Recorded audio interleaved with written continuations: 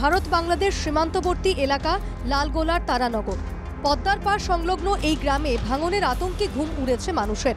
প্রতি বছরই বর্ষায় বাড়ে ভাঙন। পদ্মার ভাঙনে ভিটে মাটি হারিয়ে অনেকেই অন্যত্র আশ্রয় নিয়েছেন।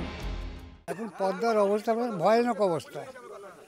এই যে আজ কয়েকদিন থেকে 4-5 দিন থেকে ফের আবার ভাঙন ধরে গেছে। একটু করে ধুস করে পড়ছে। তারপরে জলটা যদি আরও বাড়ে, জলটা বেড়ে গেলে তো আরও ভাঙনটা খুব জোর আরম্ভ হবে। পদ্মার অবস্থা খুবই খারাপ।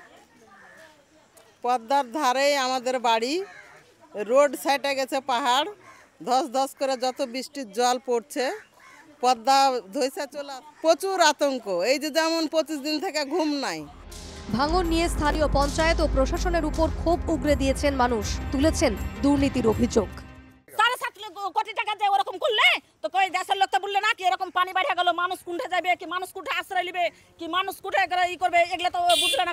মানুষের জায়গা চলে যাবে, বাড়ি চলে যাবে, ঘর চলে যাবে, কুঠে করে আশ্রয় নিবে। কই দেশের লোক তো দেখে না, খালি ভোটের বেলায় তখন কিদিন তো দিও।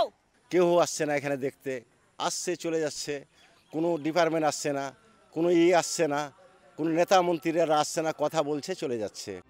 ভাঙনের মোকাবিলা নিয়ে রাজ্যের তৃণমূল সরকার রাজনীতি করছে বলে অভিযোগ কংগ্রেসের। সরকার, পশ্চিমবঙ্গের তৃণমূল সরকার এই ভাঙন নিয়ে নিশ্চুপ। মালদা মুর্শিদাবাদের ভূগোল পাল্টে যাচ্ছে, বাংলার মুখ্যমন্ত্রীর তাতে কোনো পরোয়া নাই। মন্ত্রী বলছে যে আমাদের প্রকল্প দিচ্ছে না রাজ্য সরকার, আমরা কি করব?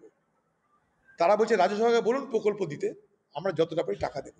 ভাঙনের আতঙ্কে রাতের ঘুম উড়েছে তারানগরের বাসিন্দাদের।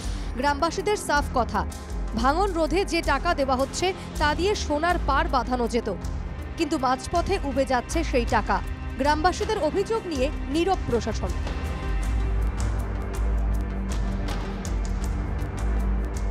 মুর্শিদাবাদের লালগোলা থেকে সুমন্ত দাসের রিপোর্ট, NKTV বাংলা।